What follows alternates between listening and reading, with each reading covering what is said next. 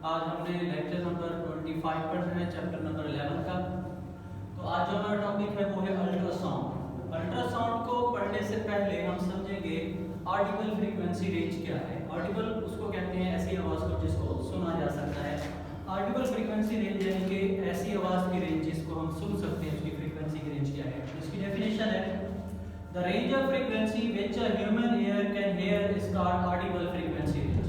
जो इंसानी कान जिस फ्रीक्वेंसी की रेंज को सुन सकता है उसको हम ऑडिबल फ्रीक्वेंसी रेंज कहते हैं। तो वो नॉर्मल पर्सन के लिए होती है 20 हर्ट्ज से लेकर 20,000 हर्ट्ज तक, यानी कि हम 20 हर्ट्ज से कम वाली फ्रीक्वेंसी नहीं सुन सकते और 20,000 हर्ट्ज से ज्यादा वाली फ्रीक्वेंसी नहीं सुन सकते। और ये एज के साथ डिक्रीज होती है। ये जो है वो यंग पीपल के लिए हमारे पास है, एज के साथ डिक्रीज होती है। मिसाल के तौर पर for old people can not above 15,000 hertz. तो जो हमारे पास बूढ़े लोग हैं उनके लिए 15,000 हर्ट्ज जो है वो लिमिट है, उससे ज्यादा की जो है फ्रीक्वेंसी नहीं सुन सकते। अब अल्ट्रासाउंड क्या है? अल्ट्रासाउंड की हम डेफिनेशन करते हैं।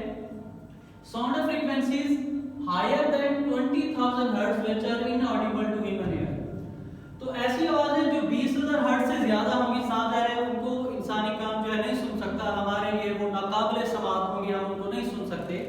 तो ऐसी आवाजें जो 20,000 हर्ट्ज से जिनकी फ्रीक्वेंसी ज्यादा हो उन्हें अल्ट्रासाउंड कहा जाता है, या दूसरा लफ्ज अल्ट्रासोनिक भी इस्तेमाल किया जाता है इनके लिए।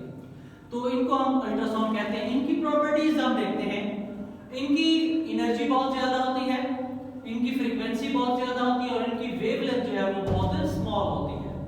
तो एनर्जी वगैरह ज्यादा होने की वजह से इसको हम ब्लड क्लॉट्स रिमूव कराने के लिए इस्तेमाल कर सकते हैं, जर्म्स मारने के लिए इस्तेमाल कर सकते हैं।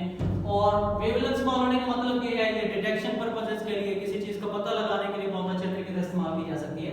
तो बहरहाल यहाँ पर हमारे पास है यूजेस ऑफ अल्ट्रासाउंड। दो फील्ड्स में हम इनको इस्तेमाल करते हैं, मेडिकल है और दूसरा टेक्निकल है।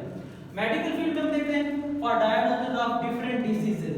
इंसान के अंदर मुख्तलिफ बीमारियां जो है उनकी तशखीस करने के लिए हम अल्ट्रासाउंड को इस्तेमाल करते हैं। तो अल्ट्रासाउंड दाखिल की जाती है, मुआलजम से टकरा कर वापस आती है, तो उनके इनमें सर्किट स्क्रीन पर देखा जाता है। तो फिर उसकी मदद से जो है वो डॉक्टर इस बीमारी की तशखीस करते हैं। रिमूव ब्लड क्लॉट्स इन आर्टरीज। आर्टरीज में जो ब्लड क्लॉट्स जो है वो जम जाते हैं तो उनको जो है रिमूव करने के लिए भी अल्ट्रासाउंड को इस्तेमाल करते हैं, क्योंकि इसके पास एनर्जी बहुत ज्यादा है। Get the pictures of thyroid glands. Thyroid glands को देखने के लिए, उनकी पिक्चर हासिल करने के लिए भी अल्ट्रासाउंड का इस्तेमाल करते हैं। Killing germs and bacteria liquid. Liquid के अंदर जो बैक्टीरिया हैं, जर्म है, उन्हें मारने के लिए भी हम अल्ट्रासाउंड का इस्तेमाल करते हैं। टेक्निकल फील्ड में जो आमतौर पर इसका इस्तेमाल है उसके लिए हम एक्रोनियम है एक सोनार, उसको यूज करते हैं। तो sound navigation and ranging. S से मुराद साउंड है, उससे मुराद एस से मुराद साउंड है, एन से मुराद नेविगेशन, इस से मुराद रेंज और आर से मुराद रेंजिंग। तो ये एक्रोनियम है हमारे पास सोनार का। तो इसको हम यूज करते हैं टेक्निकल फील्ड में। मिसाल के तौर पर यहाँ पर हमारे पास है सी बेड है, यहाँ पर समंदर की जो गहराई है वो हमने कैलकुलेट करनी है। ये हमारे पास शिप है, यहाँ पर ट्रांसमीटर है, यहाँ से अल्ट्रासाउंड को भेजते हैं, यहाँ से अल्ट्रासाउंड जाती है, सी बेड को टकराकर वापस आती है, डिटेक्टर उन्हें डिटेक्ट करता है। अब हमारे पास फार्मूला है S = VT। तो हमारे पास जो है सी वाटर में जो हमारे पास स्पीड ऑफ साउंड है वो तकरीबन 1531 मीटर पर सेकंड होती है। बहरहाल जो भी वहां पर हमारे पास स्पीड है उसको हम नोट करते हैं।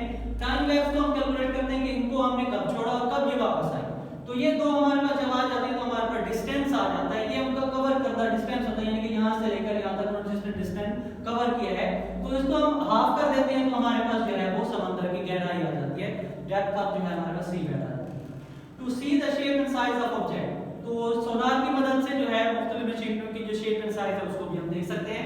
Cracks in the turbines engines of ships aeroplanes can be detected.